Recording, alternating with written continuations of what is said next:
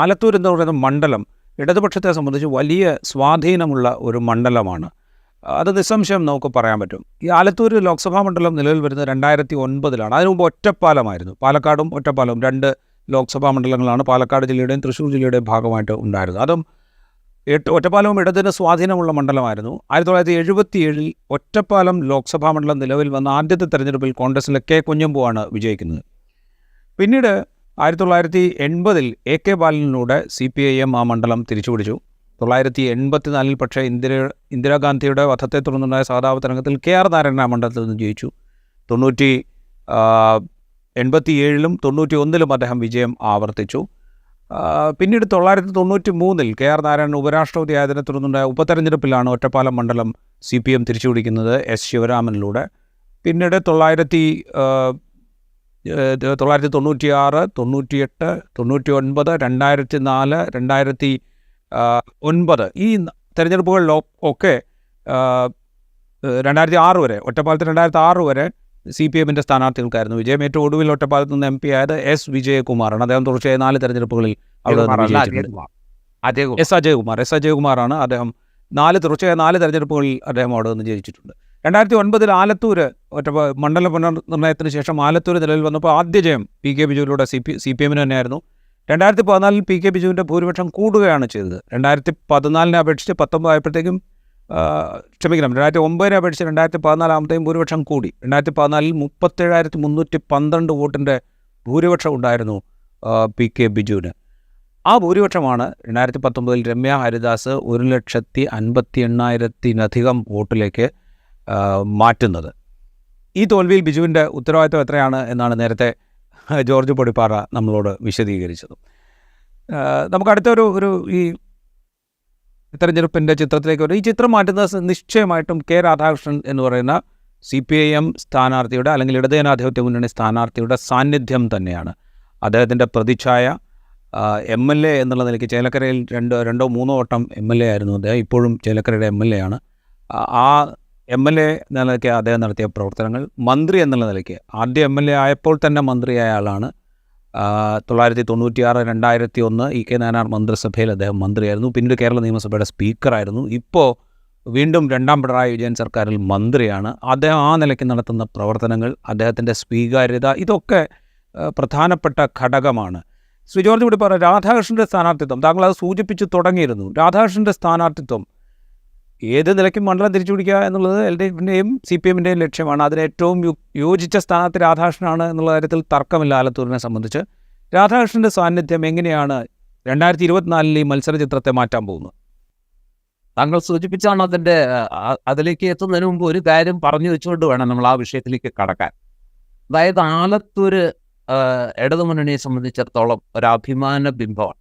ആലത്തൂർ തോൽക്കുക എന്നുള്ളത് അവർക്ക് ആലോചിക്കാൻ പോലും കഴിയാത്ത കാര്യമാണ്. കാരണം നിയമസഭാ തെരഞ്ഞെടുപ്പിൽ 7 ചിറ്റൂർ മുതൽ കുന്നംകുളം വരെയുള്ള നീണ്ടു കിടക്കുന്ന ആ 7 മണ്ഡലങ്ങളിലും വലിയ ഭൂരിപക്ഷത്തിൽ, ഒരു മണ്ഡലത്തിൽ പോലും ചെറിയ ഭൂരിപക്ഷമല്ല, വലിയ ഭൂരിപക്ഷത്തിൽ ജയിച്ചുകൊണ്ടിരിക്കുന്ന ഒരു കോൺസ്റ്റിറ്റ്യുവൻസിയാണ്, ഒരു ലോക്സഭാ മണ്ഡലമാണത്. അപ്പോൾ അങ്ങനെയുള്ള സ്ഥലത്ത് ഇത്രയും വലിയ ഒരു പരാജയം ഏറ്റുവാങ്ങിയതിനു ശേഷം ആ മണ്ഡലം തിരിച്ചു പിടിച്ചില്ലെങ്കിൽ ഒരു പാർട്ടി എന്നുള്ള നിലയിൽ CPMന് അല്ലെങ്കിൽ ഒരു മുന്നണി എന്നുള്ള നിലയ്ക്ക് ഇടതു മുന്നണിക്ക് അത് ഓർക്കാൻ കൂടി വയ്യ. അതുകൊണ്ട് തന്നെ വളരെ സൂക്ഷിച്ച് വളരെ സെലക്റ്റീവായിട്ടാണ് അവർ ഇത്തവണ സ്ഥാനാർത്ഥിയെ നിർത്തിയിരിക്കുന്നത്. ഏതെങ്കിലും തരത്തിലുള്ള ഒരു നെഗറ്റീവ് അല്ലെങ്കിൽ ഒരു പ്രതികൂല ഘടകമുള്ളൊരു സ്ഥാനാർത്ഥി ആകാൻ പാടില്ല. മണ്ഡലത്തിന് സുപരിചിതനായിരിക്കണം. വളരെ ക്ലീൻ ആയിട്ടുള്ള, കറക്റ്റായിട്ടുള്ള, വളരെ ക്ലീൻ ഇമേജ് വേണം. മികച്ച ട്രാക്ക് റെക്കോർഡ് വേണം. ഇങ്ങനെ എല്ലാ കാര്യങ്ങളും പരിശോധിച്ചപ്പോൾ അവർക്ക് എത്തിച്ചേരാൻ കഴിഞ്ഞ ഏറ്റവും മികച്ച സ്ഥാനാർത്ഥി, ഒരേ ഒരു സ്ഥാനാർത്ഥി എന്ന് പറയുന്നത് K രാധാകൃഷ്ണനാണ്.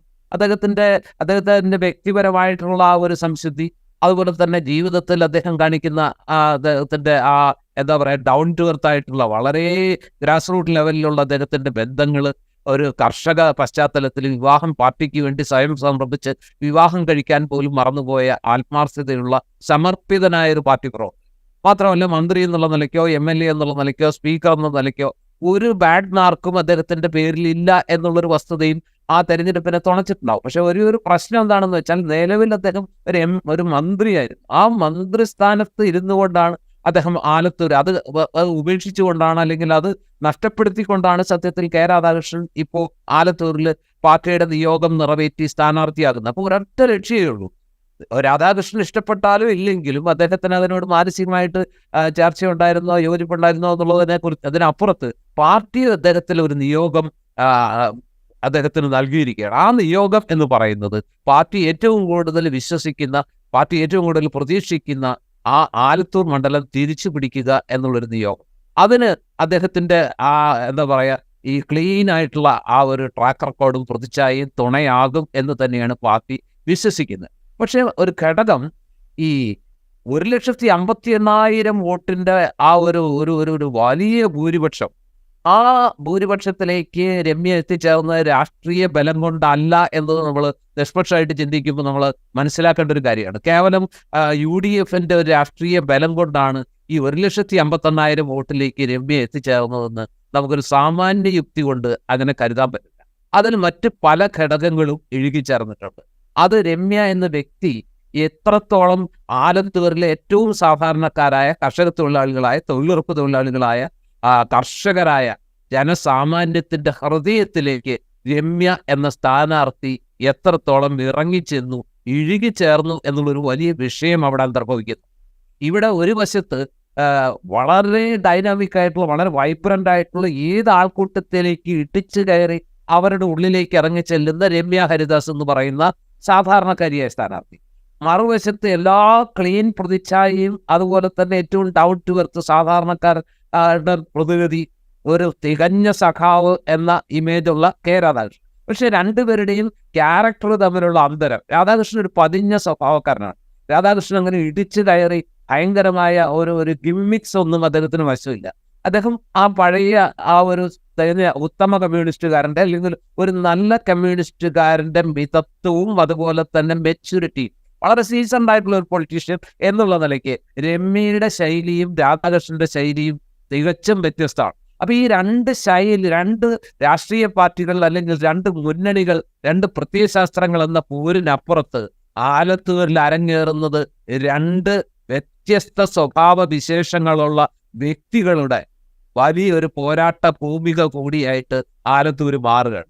അവിടെ വെറും രാഷ്ട്രീയ പോരല്ല നടക്കുന്നത്, രണ്ട് വ്യക്തിത്വങ്ങൾ തമ്മിലുള്ള അതിശക്തമായ ഒരു ഏറ്റുമുട്ടലാണ് അവിടെ നടക്കുന്നത്. അതിൽ ആരെയാണ് ആലത്തൂരുകാർ കൂടുതൽ നെഞ്ചേറ്റുക എന്ന ചോദ്യത്തിന് രാഷ്ട്രീയമാണോ അതോ സ്നേഹവായ്പാണോ, വാത്സല്യമാണോ അതോ ബഹുമാനമാണോ, ഒത്തിരി ഘടകങ്ങൾ ആലത്തൂരിലെ ഈ തെരഞ്ഞെടുപ്പിൽ വർക്കൗട്ട് ആവുന്നുണ്ട്. അത് ഒരുപക്ഷെ നാളത്തെ രാഷ്ട്രീയ പഠനങ്ങൾക്ക് ഒരു പാഠശാല കൂടി, ഒരു പാഠപുസ്തകം കൂടി ആകുന്ന രീതിയിലാണ് ആലത്തൂരിലെ ഇത്തവണത്തെ പോരാട്ടം മുന്നോട്ട് പോകുന്നത്. രാഷ്ട്രീയമായിട്ട് നോക്കിയാൽ രമ്യ ഹരിദാസിന് ആലത്തൂർ മണ്ഡലത്തിൽ അഡ്രസ്സ് കിട്ടേണ്ടതല്ല.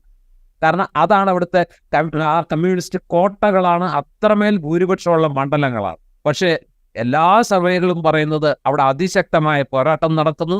ചില സർവേകളിലെങ്കിലും ഇപ്പോഴും രാധാകൃഷ്ണന് മേൽ രമ്യ ഹരിദാസിന് മേൽക്കോയ്മയുണ്ട്. അപ്പോൾ അവിടെ നടക്കുന്നത് ഞാൻ കാണാൻ ഉദ്ദേശിക്കുന്നത്, അല്ലെങ്കിൽ ആഗ്രഹിക്കുന്നതും ഇഷ്ടപ്പെടുന്നതും കേവലമായ രാഷ്ട്രീയ പോരാട്ടത്തിന് അപ്പുറത്ത് രണ്ട് ശൈലികൾ, രണ്ട് വ്യക്തിത്വങ്ങൾ, രണ്ട് ദർശനങ്ങൾ, രണ്ട് നിലപാടുകൾ, ഇത് തമ്മിലുള്ള ഒരു വലിയ പോരാട്ട വേദി കൂടിയായിട്ട് ആലത്തൂര് മാറുകയാണ്.